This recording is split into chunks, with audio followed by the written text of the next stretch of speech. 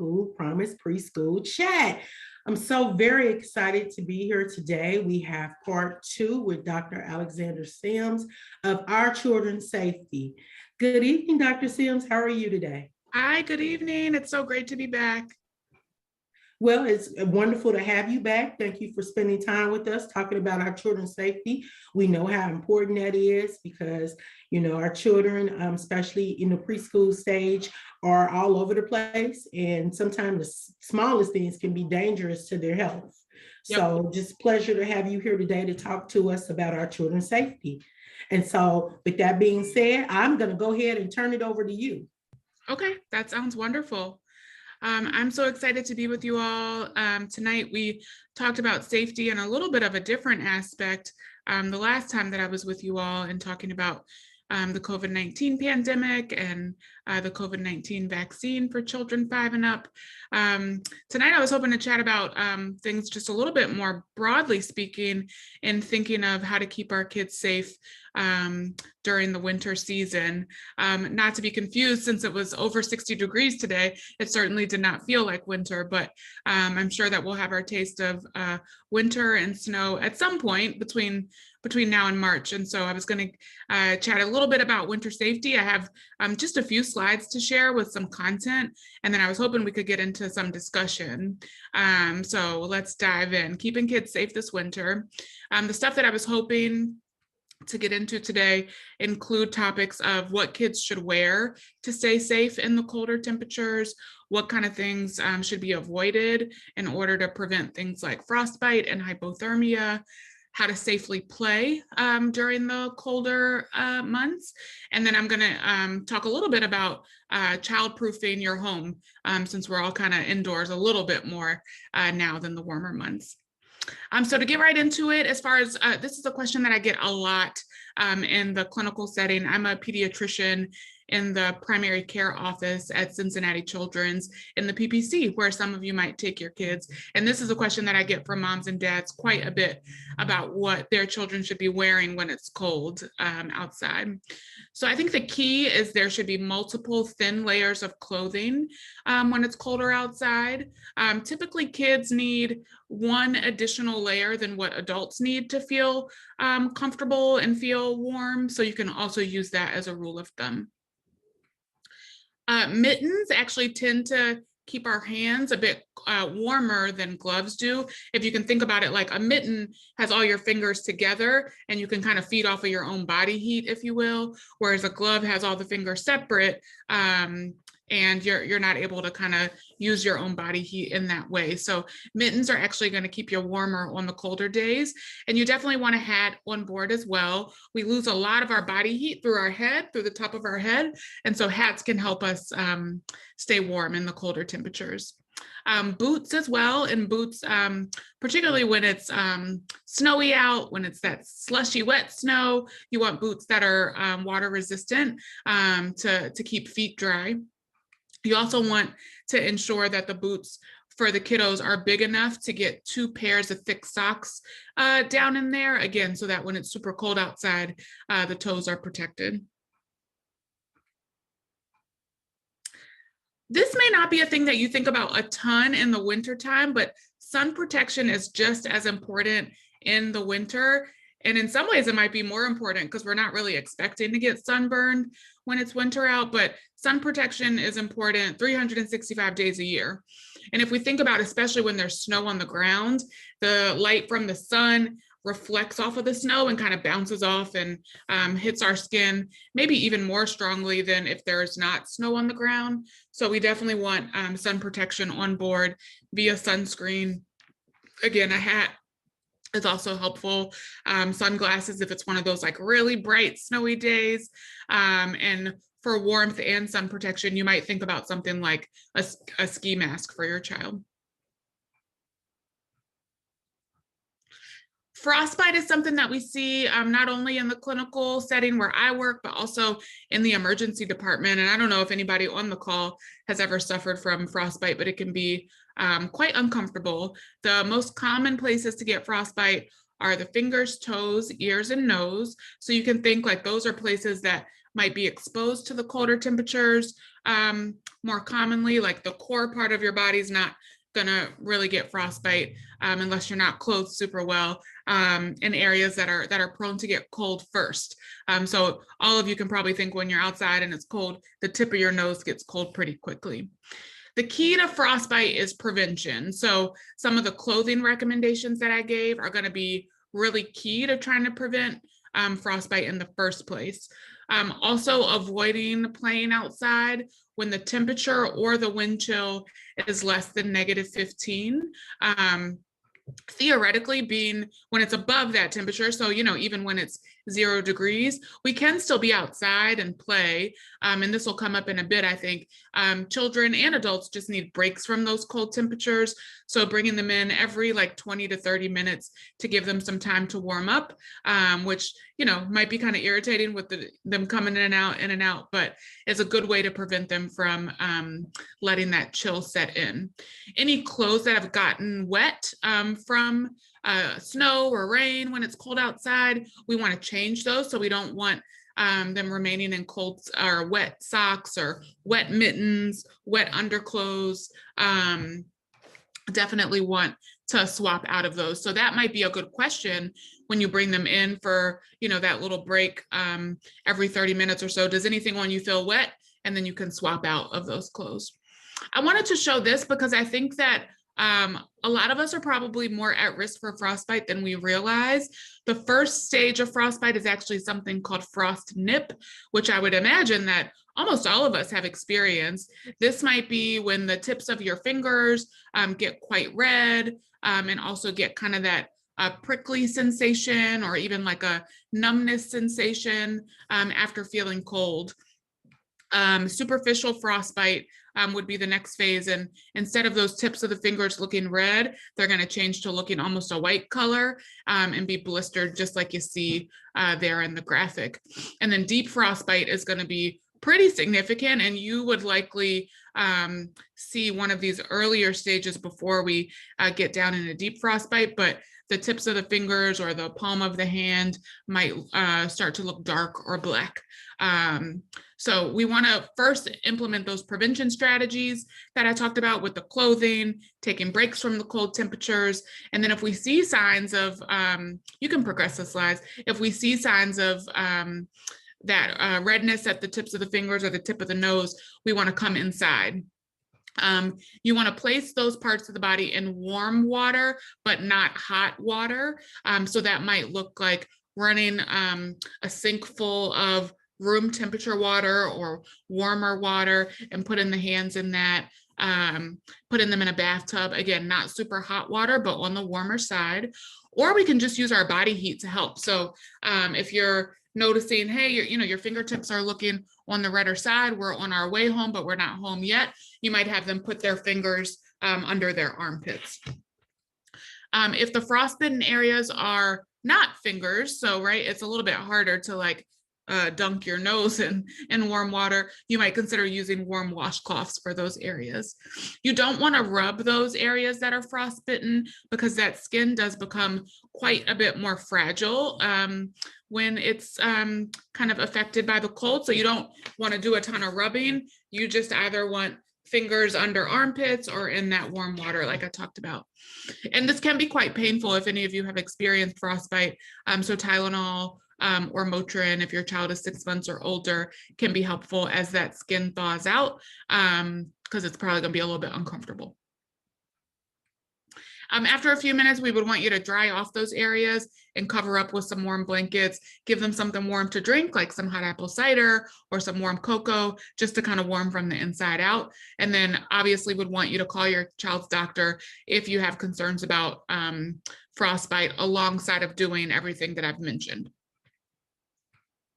Sledding, this was one of my favorite parts of wintertime growing up. So I thought I'd include some tips for keeping this safe, because I do think that every kid enjoys a good sledding day. First and foremost, kids should be supervised when they're sledding. This may or may not have been the case for you growing up, but we definitely want this to be the case for your kids. So don't want any unsupervised sledding. And children that are 5 or under, such as the little boy in this picture, shouldn't sled by themselves. So we want them on a sled with an adult to help keep them safe. Older kids ideally should be separated from younger kids. And, you probably experience that with just play with your children in general. Sometimes the bigger kids can be, kind of more turnt than the littler ones. So just keeping them separated by age a little bit if possible. And we want to sled feet first. So although we might have some parents of daredevils in the audience tonight, we want them sledding feet first to prevent any sort of head injury, and we want them sitting up. Ideally, if your child can wear a helmet when they're sledding, that's the best way to prevent some of the common injuries that we see from snowy day sledding. Whatever helmet you have at home is ideal. And using sleds that are steerable so that you can avoid kind of danger if needed. Really thinking about the area that they're going to be sledding in is going to be ideal.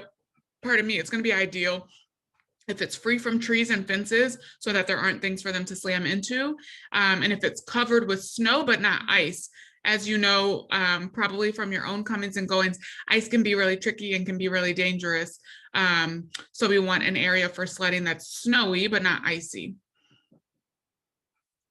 Hypothermia is the last medical piece that I wanted to talk about.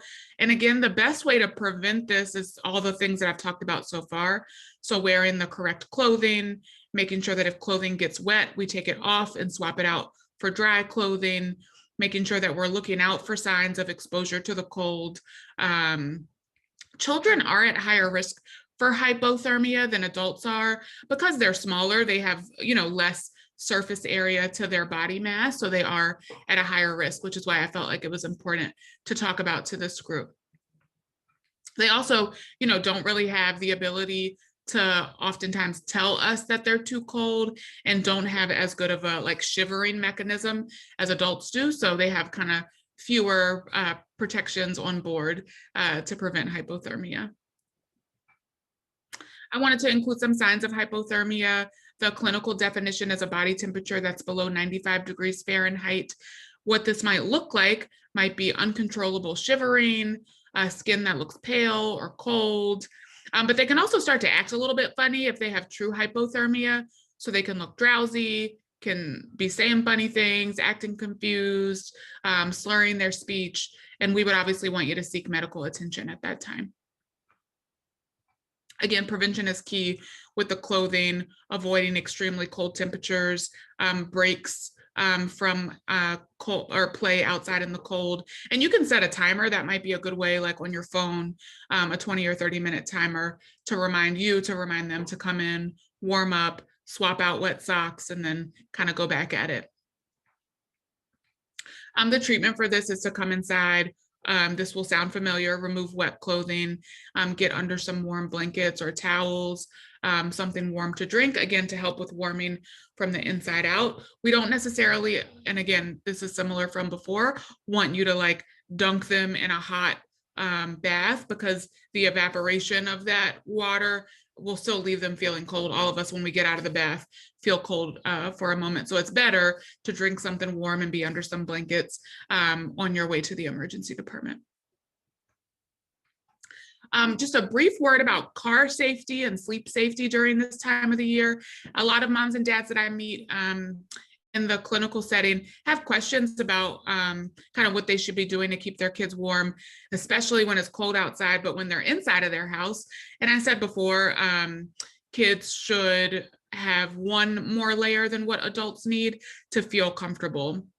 We want babies in thin, kind of snug, well-fitted layers of clothing. And when they're in a car, it's best for them to not have that bulky snowsuit or that bulky coat on, just so that we can ensure that their car seat fits properly. Part of a car seat working well is that snug fit of the straps, and that's kind of hard to accomplish when they have all those layers on. So I know it sounds a little bit silly, but we want them to actually not have the snowsuit and bulky coat on when they're in the car seat.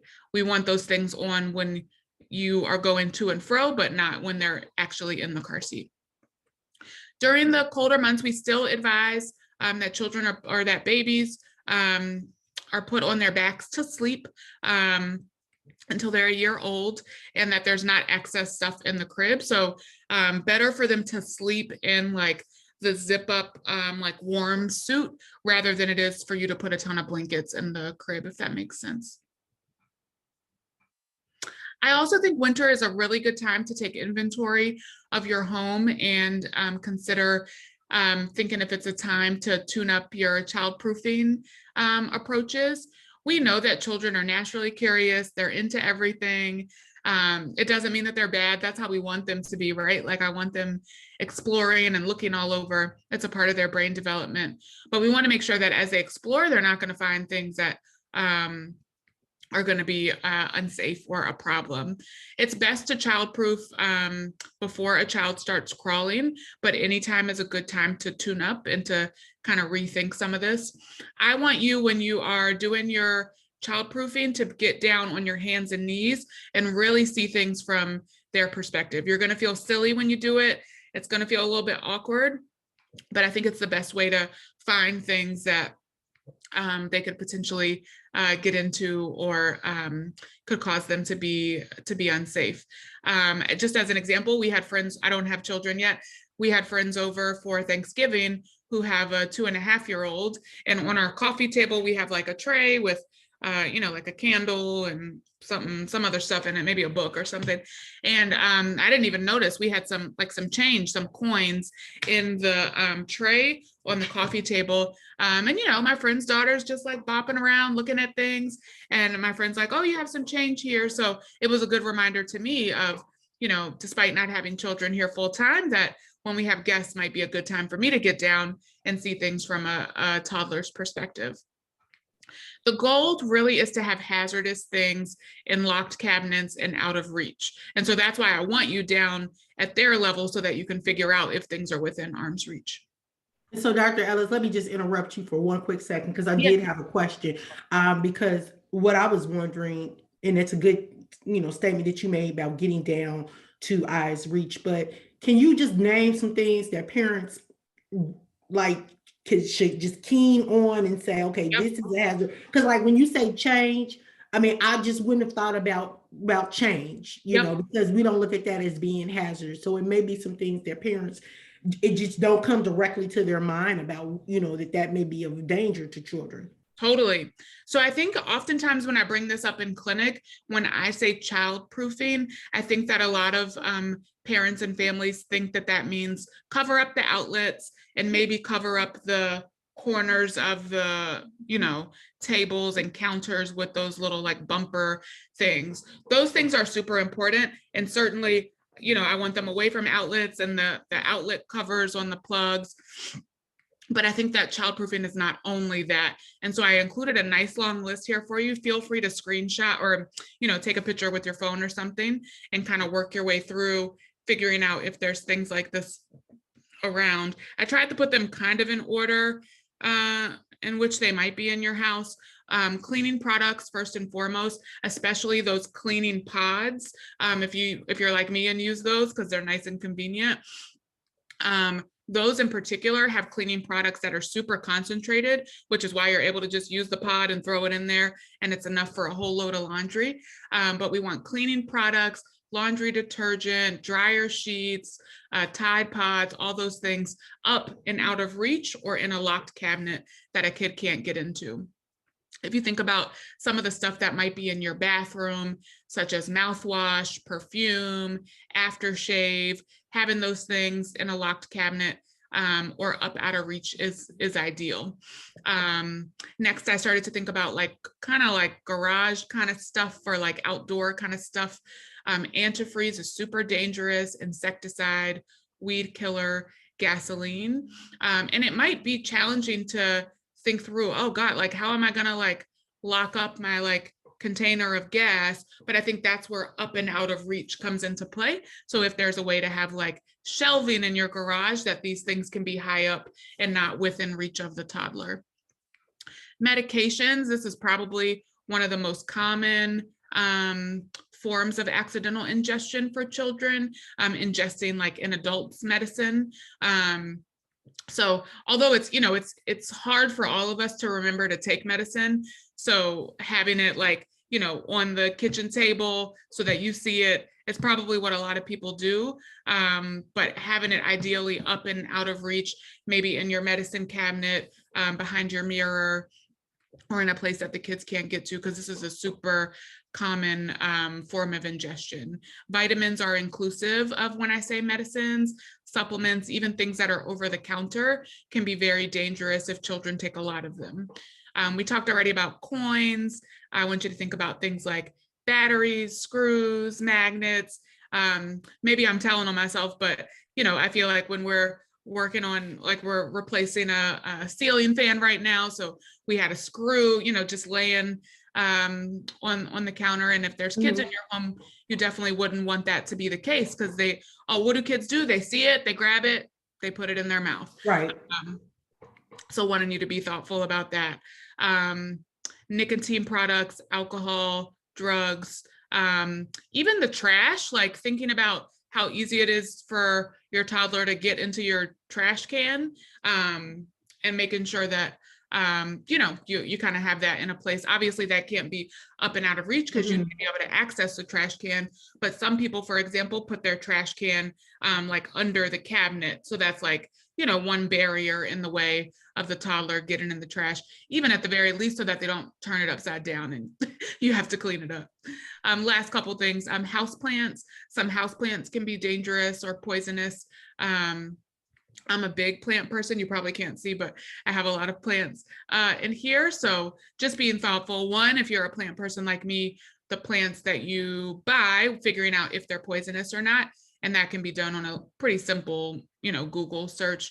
And then if so, thinking about how you want to place them so that kids can't tear off a piece and put it in their mouth. And then almost inclusive of a lot of these things, things like purses and backpacks oftentimes contain things like medication or vitamins, perfume, batteries, buttons, that kind of thing. So making sure that the place that you drop your purse is not just like on the couch where a kid can kind of go ham with digging through it. Yeah, I know for me, just being a grandma, telling my age, one of the plants that I love the most, but is very dangerous around this time of year, is poinsettias. Yeah. And poinsettias can be poisonous to children and to pets. And to And pets. so we didn't really have anywhere, when they were in their car, their little bouncy seats, we were fine.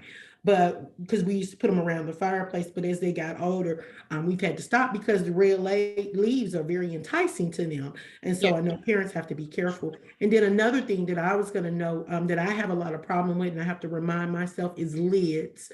I'm always drinking bottled water. And so the lid on the bottled water, I have a tendency to lay down, or the lid on, the ketchup bottle or something. And so one time, and I'm telling on myself, we caught my grandson trying to put a lid in his mouth. So you have to be very careful, because when we're fixing food and stuff, we don't think about, when we're take the lid off to put the mustard or the mayonnaise on, and it's a small lid, we don't think about, we just put it down. And sometimes when we're moving fast, we don't go back, put it on right away. And so that can be dangerous to our children. It could be very dangerous. I'm so glad you brought that up. And I think, like you said, and I just want to be clear, like, it doesn't mean they're bad. It doesn't mean they're doing something wrong. They're doing what they're supposed to be doing. Yeah, they're curious. Exploring their environment. Exactly. Being curious. And kids have like a kind of oral fixation where they explore their environment by their mouth in some ways. So it's not surprising to me that, they saw the bottle cap and immediately want to put it in their mouth.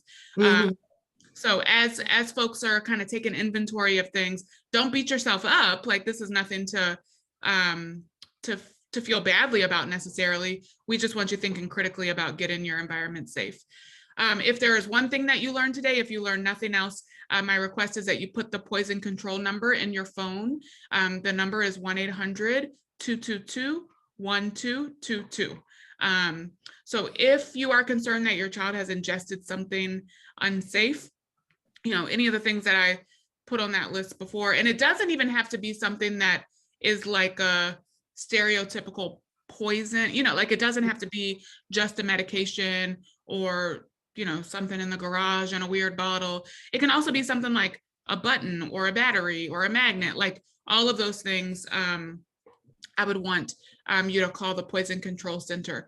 The people that answer the phone at the Poison Control Center are geniuses. Like, they are brilliant. They're people that spend a lot of extra time in school to understand things like ingestion or hazardous exposure, and they'll talk through with you and probably ask some of the questions that I listed here. Obviously, they're going to want to know basics like your kid's name, their age, if you know how much they weigh.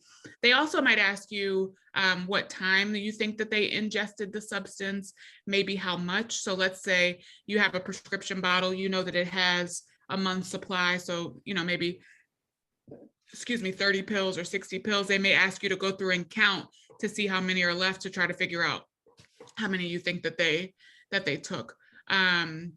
If your kid has something in their mouth, try to get them to spit it out, but we don't want you to try to make them vomit, because that can make things worse.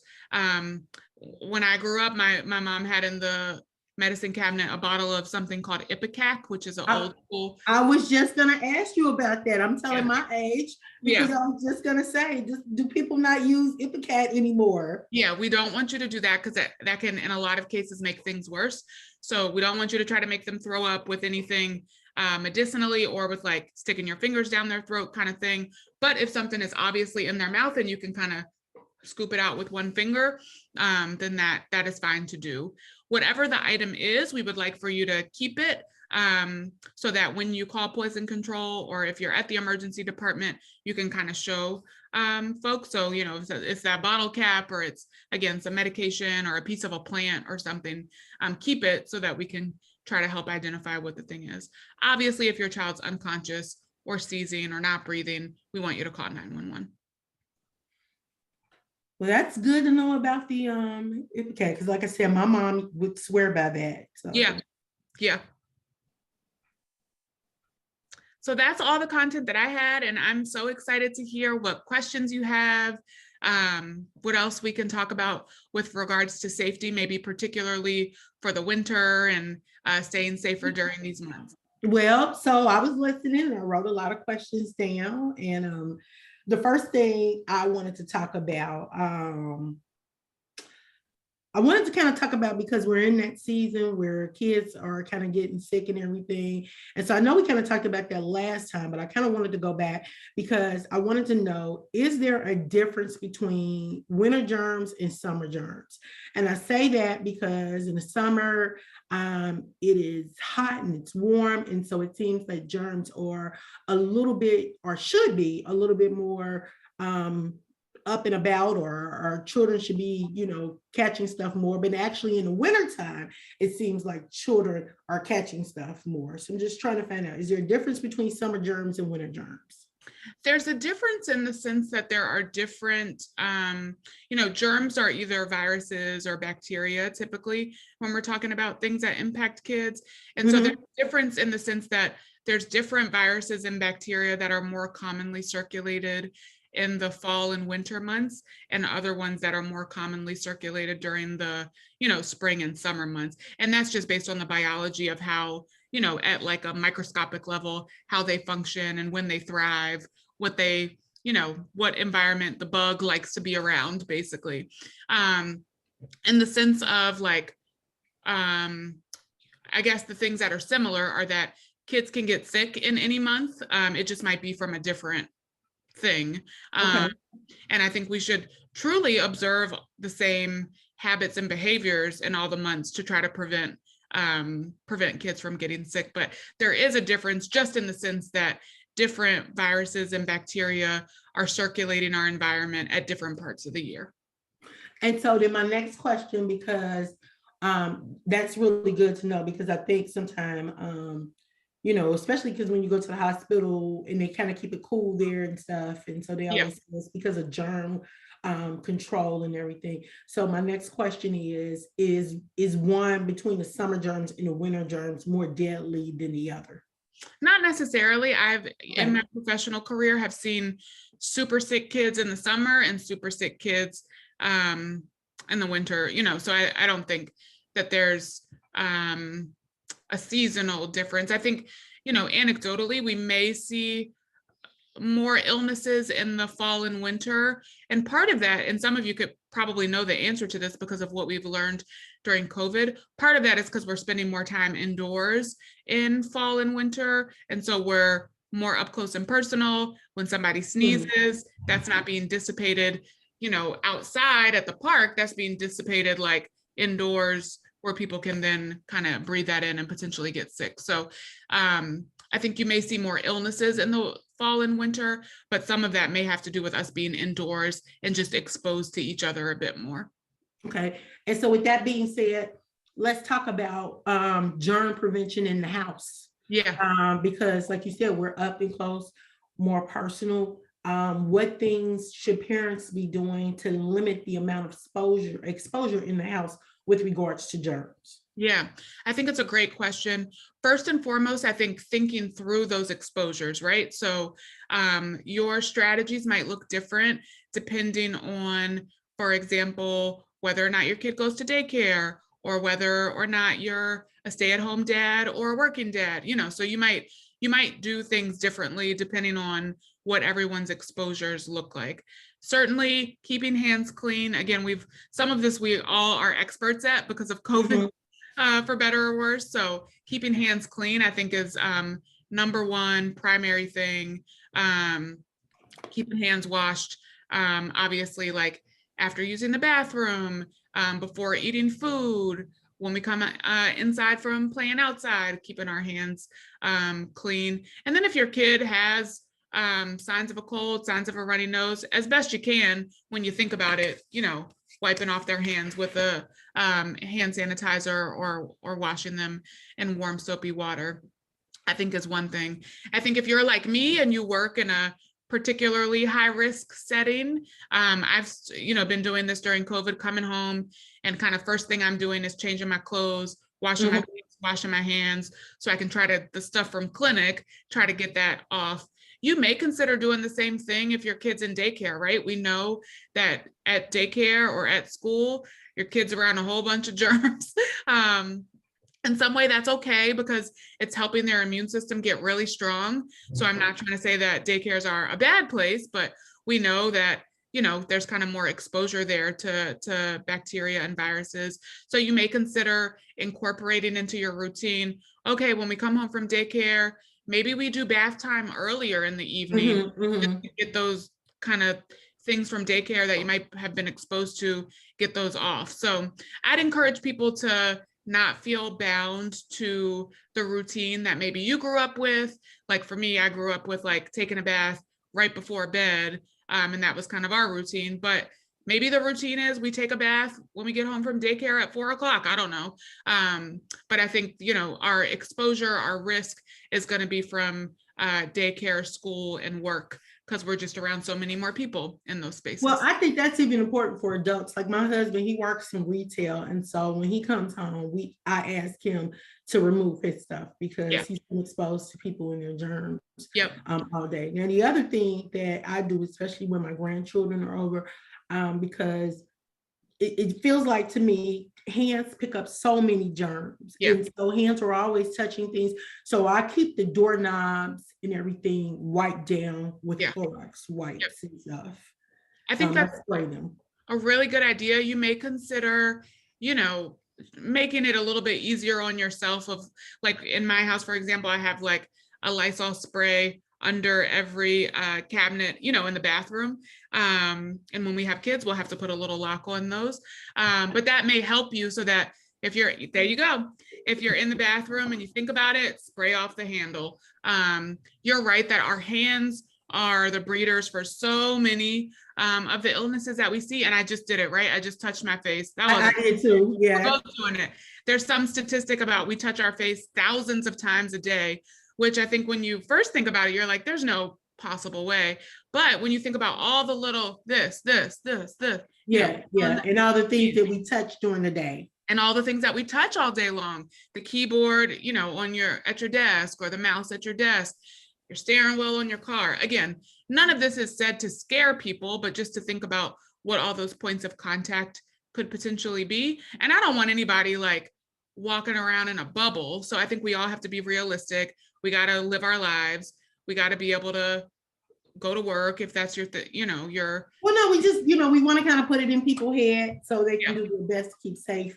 And so exactly. one of the questions, another question that I have, because I know we were talking about washing hands, and I know a lot of times people use hand sanitizer for convenience and everything, but it's been Yeah, said that when you apply the hand sanitizer so many times over and over and over again, does that really do what it's supposed to do? yeah. And so for me, the other things that I've been using, just kind of want your input on it, is wipes, like the wet wipes and everything. So how does that fare for parents? Because my fear is that parents are going to keep using the hand sanitizer, because kids love hand sanitizer for Yeah. whatever reason. They are amused with it. It smells good. They just want hand sanitizer. And so I just see kids continuously putting hand sanitizer, but never really washing or wiping the hand. Yeah. I mean, all things created equal, the best thing is going to be washing your hands for 30 seconds in warm water with soap. That's going to be the best thing. Hand sanitizer is like right there behind that. Like, I don't think it's actually going to make a huge difference between the two. The thing is, right, like a lot of people, which we've also learned during COVID, don't wash their hands properly, so aren't washing their hands for that 20 to 30 seconds. I was going to say, can you tell us what washing your hands properly means? Yeah, good question. So washing your hands properly, I'll try to tip this a little bit down so you can see, it's going to be going into, let's say it's the bathroom, going into the bathroom, turning the water on warm, putting soap on your hands. You want to wash not only the palms of your hands, but you want to wash fingers like this. You want to do fingernails like this. You want to wash the backs of the hands and do all. So when I wash my hands, it kind of looks like this, this, and then get the backs. If you can't, maybe I'm still traumatized from my surgery rotations during medical school, but I oftentimes try to get down to my wrists as well. But most people don't do that. Rinse off because the water's already running. You want to turn the water off with an elbow. You don't want to turn the water off with your hands that are now clean, because then you've taken your clean hand and touched the dirty handle. So you want to try to turn the water off with your elbow. Most bathrooms now have the motion activated paper towel thing. So grabbing that so that you don't have to touch anything, dry off, and then use the paper towel to open the door. Again, because that's a high touch surface and you don't want to take your beautiful clean hands and grab the dirty door handle. Now, I do have a question with regards to washing your hands. Should you soap first or should you water first? That really doesn't matter too much. Okay. Having the soap on board with the water and the sudsy is the most important thing. So either by itself would not be helpful. Doing water by itself is not going to No, be. I just meant rinsing first, because sometimes, especially like if you're dirt, which most kids are into dirt and Right, stuff, yeah. you have that dirt on your hands. And so Yeah. I'm like, should we rinse it off and then add soap first? Or should we soap first and then? So that's what I was asking. I think either way is fine. True, surely if there's clear debris on their hands, if they have like a ton of mud on their hands, rinsing that off first is ideal. I think that reminds me of a really important caveat with the hand sanitizer. Again, in most cases, hand sanitizer is going to be created equal as washing your hands in water. And I think it gives us so much convenience because we're not always able to like wash our hands under warm soapy water. But if there's clear debris on your hands, so let's say, again, you're like me, you're a plant person, you've repotted some plants and it's time to wash your hands. Hand sanitizer is not going to do it when your hands are covered in dirt. You need if there's stuff that you can see on your hands, I guess is the way to say it, then you need to wash them under warm soapy water. Okay. And so thank you for that point, because I don't think like mothers really think about that with their kids and stuff. And sometimes when you don't really look at the kids' hands, there could be, you just see little different things and you're like, baby. And so let's get into, I told you I had all type of safety questions. And if any of my team members have any safety questions, jump in. Raise your hand. Don't let me take all the conversation because I'll ask Dr. Sims 1,000,001 questions. I want to talk about cell phones and dirt. And the reason why is because parents in today's world are always giving their children their cell phones. And I don't think they realize how much dirt cell phones accumulate. Yeah. Yeah. So, what's the best way to clean them? What should we be doing with them? All Yeah. that good stuff. So a couple things, I mean, I think I can't talk about cell phones without providing a word of caution just about screen time and making sure that we're, Please do. yeah, like trying our best to limit screen time. We know that, again, spending more time indoors during the winter, it's harder. Like you can't, when it's 2 degrees outside, you can't just like send them outside, or, you know, it's a lot harder, and I get it. I think trying our best to not rely on the screens for kind of leisure, relaxation, keeping them quiet. Thinking of kids are, and all of you know this already, like I'm not telling you anything you don't know.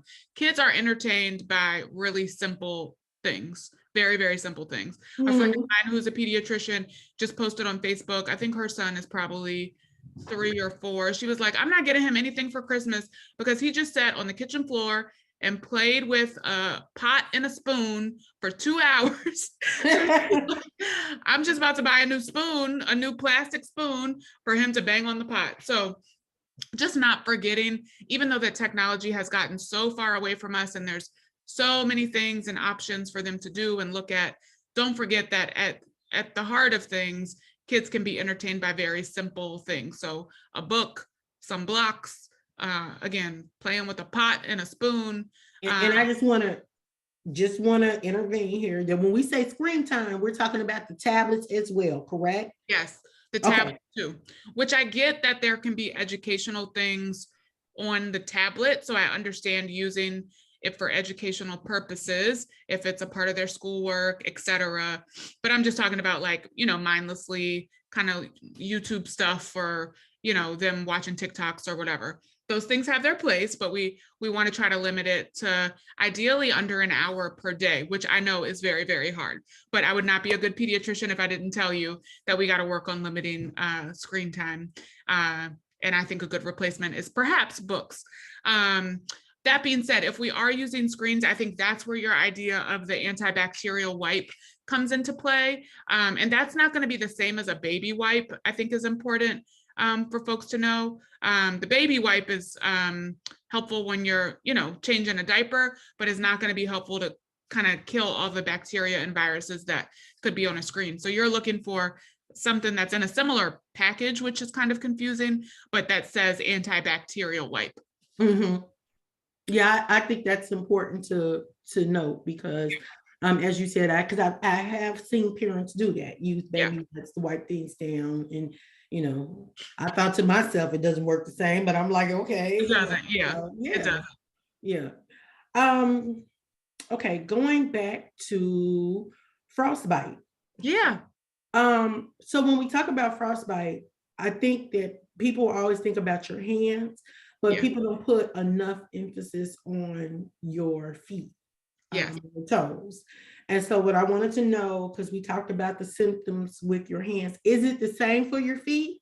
It's the same. It's the starting out with being, everything that I said about the hands applies to the nose, the toes, and the ears. So starting out with turning red and having that tingly or prickly sensation is going to be the first signs of frostbite, or that frost nip that I talked about. And that's why I think during those breaks every 20 to 30 minutes, it's going to be super important. I mean, you know your kid best, but based on how they are, based on their age, you may just have them kick off those boots so you can look at their feet, change out the socks because they're probably going to be wet, because they're probably out there stomping around in puddles and stuff like that. So I think for prevention on the foot part of things, that's where the water resistant boots with 2 pairs of like thick socks comes into play. Okay, and that's what I was gonna ask, because I know we talked about mittens are better than gloves, and thank you for making the note in that difference, because I was actually wondering that, but I was thinking too, is there a particular type of socks, a type of sock that our children should be wearing in the winter? Is there a certain type of boot and stuff? And the reason why I asked that is because more kids are wearing different things, like especially the Crocs with the fur inside, and I don't really know how those would hold up far as winter and stuff Yeah, like that. And some of it, because parents are thinking to themselves, well, they're just in and out of the car, they'll be okay. But it yeah, doesn't take that long to get frostbite, right? yeah.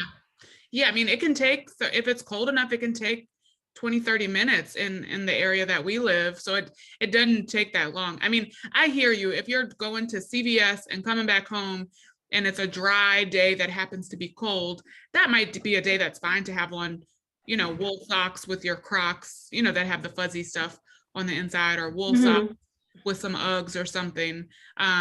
If you're going from point A to point B, nobody's playing in the snow, nobody's stomping around in puddles. I mean, more so for like those days that you're like, all right, there's a ton of snow out and we're going to go play at the park or something. I think that's where the two pairs of thick socks, I don't really think it matters what kind. I think wool can be warmest, but really the socks that you have are going to be the best socks, and the socks that they're going to keep on. But they should have on some type of socks, correct? Because there are Yeah, a lot of kids in today's world, they don't like socks. yeah, and I think it's just essential if they're going to be outside playing. And like this time of year, I think socks are going to be essential just to prevent any sort of injury to the feet.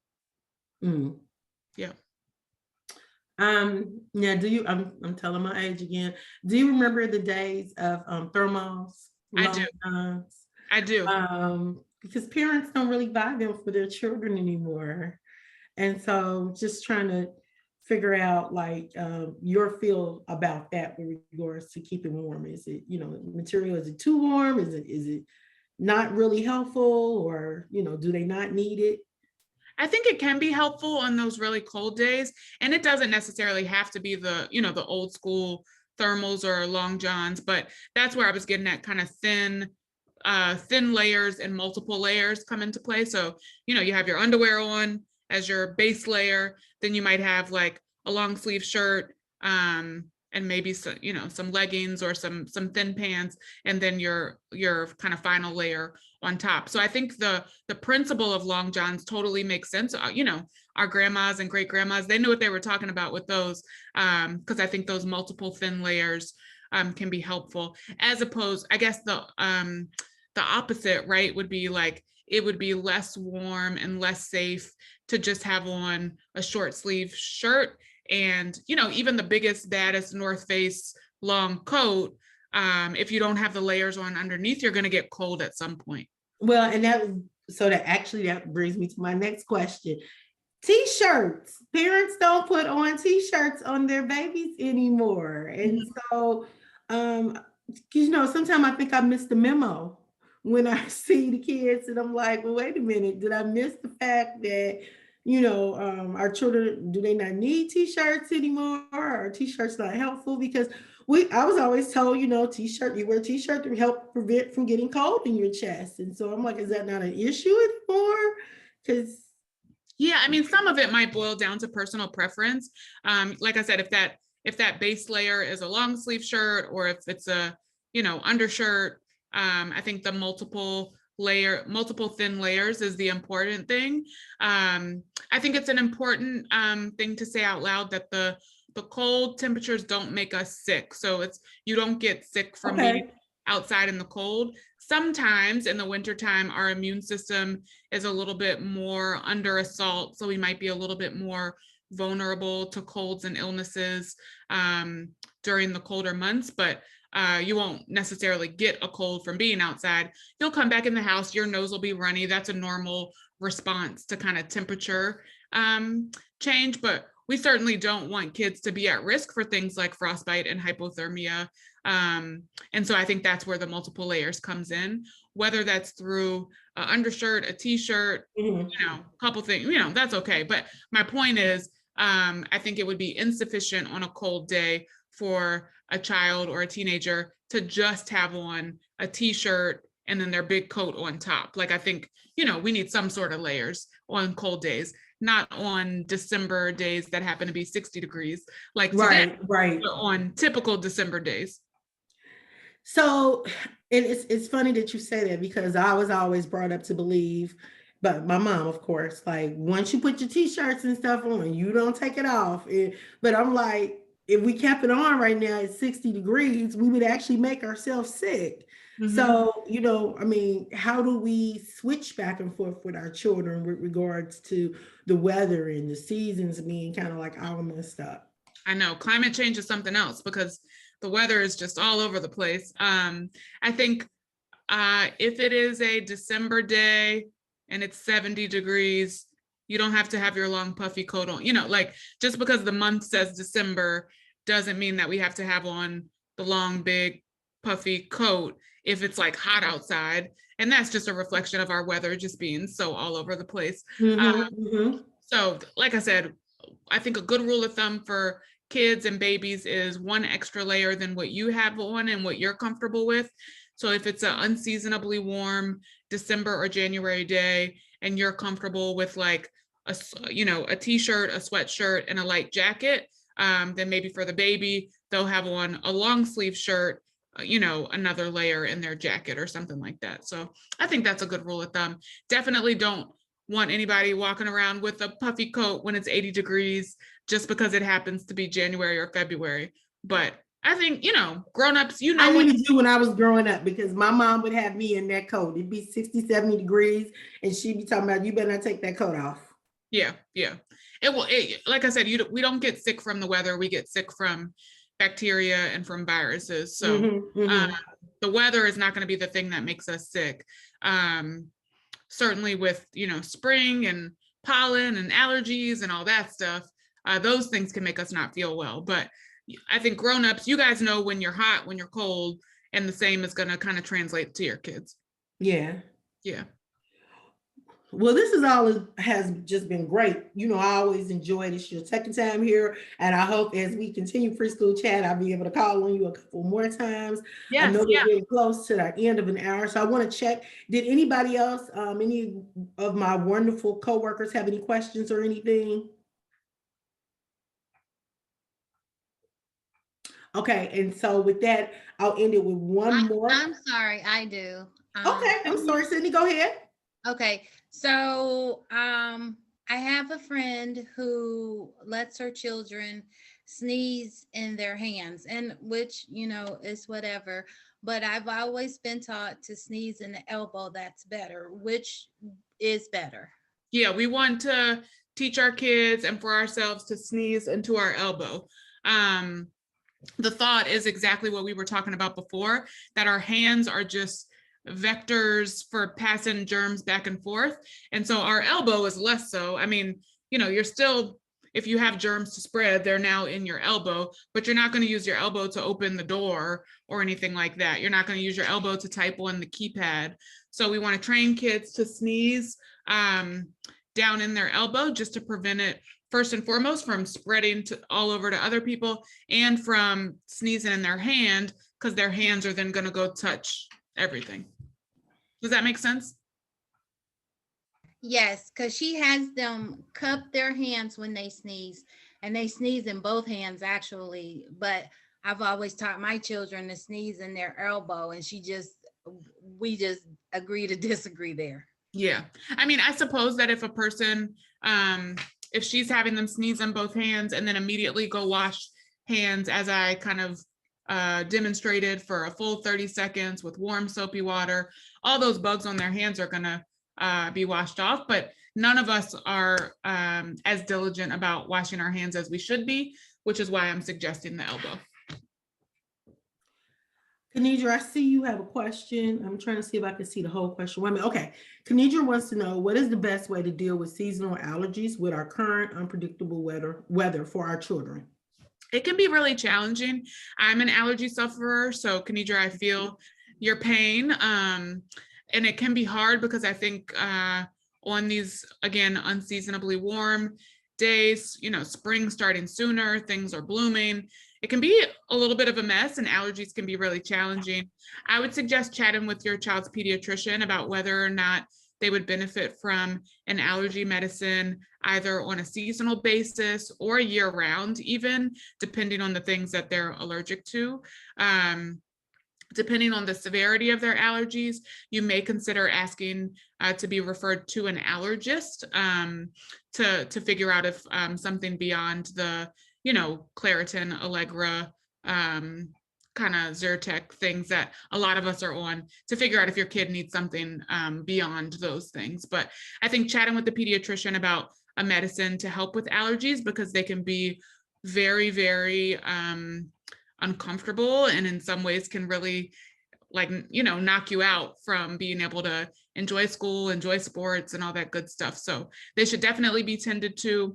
The other things that are helpful for allergies, and this more so applies in like the spring and the fall, but when you come in from outside, considering changing clothes, if not taking a shower or a bath, to get all that pollen and those other allergens off of you.